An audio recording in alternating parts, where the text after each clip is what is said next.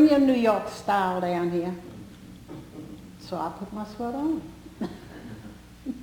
Jesus loves the little children. Miss Giles loves music. And one favorite piece of hers was usually an evening prayer. If I have wounded any soul today. And usually in the afternoon before school would let out, she would always have us to sing that song before we would leave to go home. If I have wounded any soul today, sing it. If I have... Boyds being a small community, most of the people around there were relatives. If I have walked and if someone would pass, they would always, like in films in those days, wouldn't be until around 2 o'clock in the afternoon.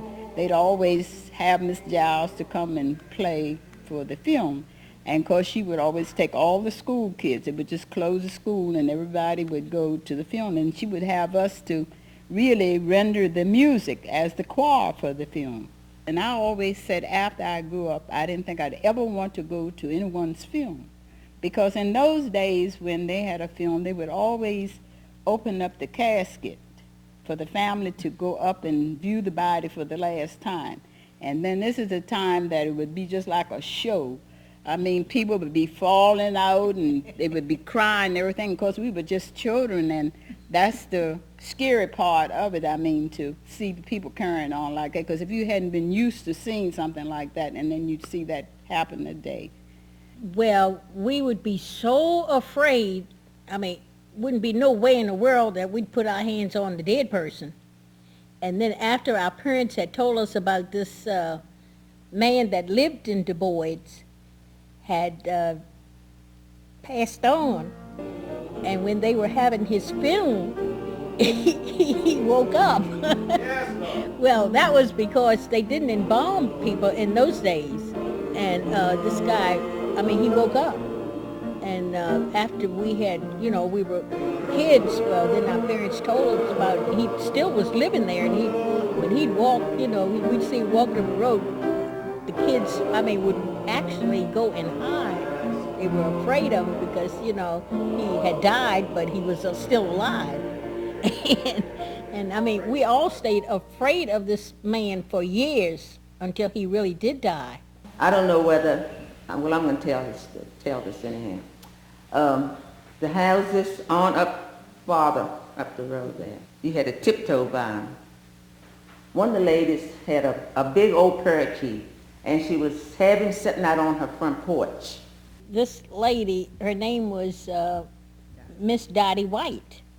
And of course my mother used to work there. And we would be walking to school. She made it her business to put this parrot out on the porch. When we would go by in the morning, this parrot would always call her, "Dottie, here come the nigger children." and so, I mean, she would never say anything or take it in. And then when we come back in the evenings, she would put that parrot back out there in the evenings. I never passed no all-white schools, because see, I know it's one was up in Birdie-town, somewhere down there, because now if we came around the road, when we got here to Boyds, we would meet them kids walking to school. Round the road, it was kind of dangerous, because we had to fight. The other kids would start picking on you and doing things. It never even dawned on me that I would want to go in their school. If they're going to call me nigger, all the nasty names, and I want to go in their school, no. I just want to come on here and get my education. But that was then. I mean, I guess they didn't know any better, you know. That was just something that was happening. We had parents that stood behind us in those days. You couldn't get by them at all. I think, in a way, it made me a better person. It helped me to do and be like I am today.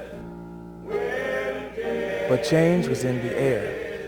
In 1936, the Boyds Negro School was merged with the larger Clarksburg Negro School. Miss Giles also moved on to the Clarksburg Negro School and later to Edward U. Taylor Elementary School, where she taught until she retired in 1967 after 40 years of teaching and inspiring Montgomery County young people. Finally, in a landmark decision called Brown versus Board of Education, the Supreme Court struck down all laws that forced students to be separated by race. That was in 1954. In 1961, Edward U. Taylor Elementary School became the only formerly African-American school to integrate white students and therefore remain open. Across the street, its predecessor, the Boyds Negro School, sat, converted first into a residence, then abandoned and deteriorating. In the 1980s, a group of dedicated townspeople worked hard to restore and preserve the building. Oh, when he calls me, I will answer. When he calls me, I will answer. When he calls me, I will answer. Oftentimes, we look at Montgomery County today, we see schools that are immense in size and its richness. We see all types of diversity. We see technology. We see outstanding teachers. But the students that we're honoring today had a different challenge.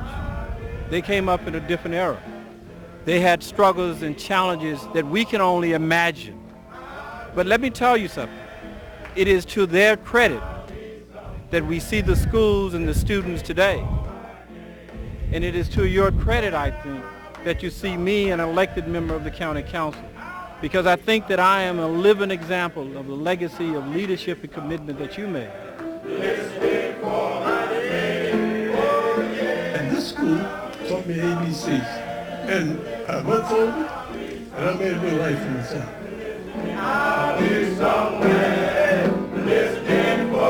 Those were the good old days, the best time of school with teachers and families. We all ate and grew and went to church, learned in schools, and had a wonderful time. Thank you all. If I hear right, I will answer. I'll be somewhere listening for my game. But I'll be somewhere listening. I'll be somewhere listening. I'll be somewhere listening for my game. I'll be somewhere listening. I'll be somewhere listening. I'll be somewhere.